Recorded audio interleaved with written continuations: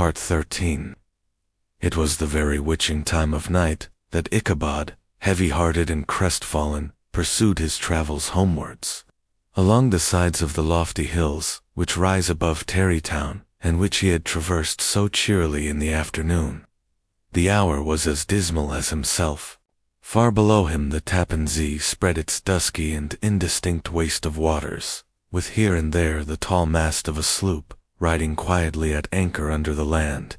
In the dead hush of midnight, he could even hear the barking of the watchdog, from the opposite shore of the Hudson. But it was so vague and faint as only to give an idea of his distance from this faithful companion of man. Now and then, too, the long-drawn crowing of a cock, accidentally awakened, would sound far, far off, from some farmhouse away among the hills, but it was like a dreaming sound in his ear.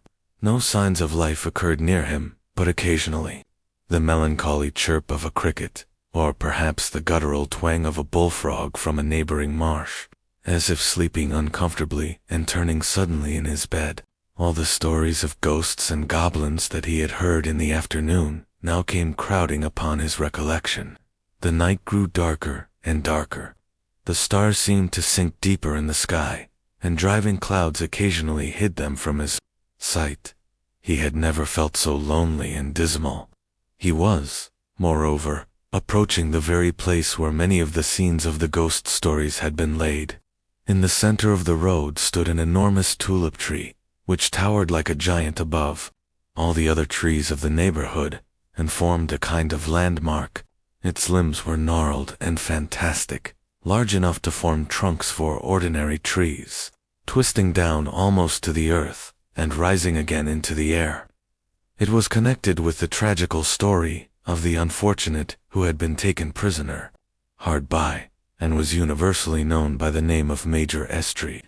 The common people regarded it with a mixture of respect and superstition, partly out of sympathy for the fate of its ill-starred namesake, and partly from the tales of strange sights and doleful lamentations told concerning it. As Ichabod approached this fearful tree, he began to whistle. He thought his whistle was answered. It was but a blast sweeping sharply through the dry branches. As he approached a little nearer, he thought he saw something white hanging in the midst of the tree. He paused and ceased whistling, but, on looking more narrowly, perceived that it was a place where the tree had been scathed by lightning, and the white wood laid bare. Suddenly he heard a groan, his teeth chattered, and his knees smote against the saddle. It was but the rubbing of one huge bow upon another, as they were swayed about by the breeze. He passed the tree in safety, but new perils lay before him.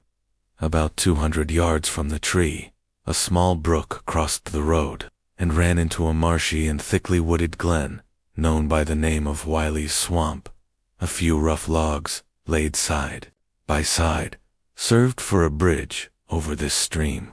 On that side of the road, where the brook entered the wood, a group of oaks and chestnuts, matted thick with wild grapevines, threw a cavernous gloom over it.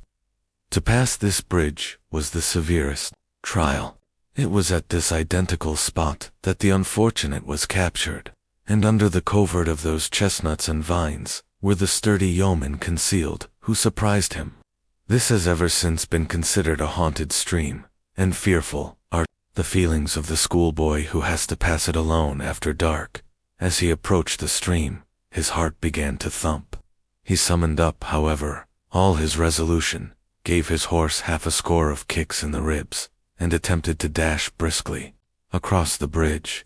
But instead of starting forward, the perverse old animal made a lateral movement, and ran broadside against the fence. Ichabod, whose fears increased with the delay, jerked the reins on the other side, and kicked lustily with the contrary foot. It was all in vain. His steed started, it is true, but it was only to plunge to the opposite side of the road into a thicket of brambles and alder bushes.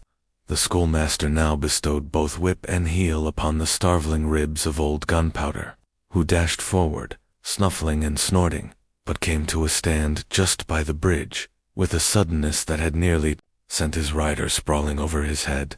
Just at this moment, a plashy tramp by the side of the bridge caught the sensitive ear of Ichabod.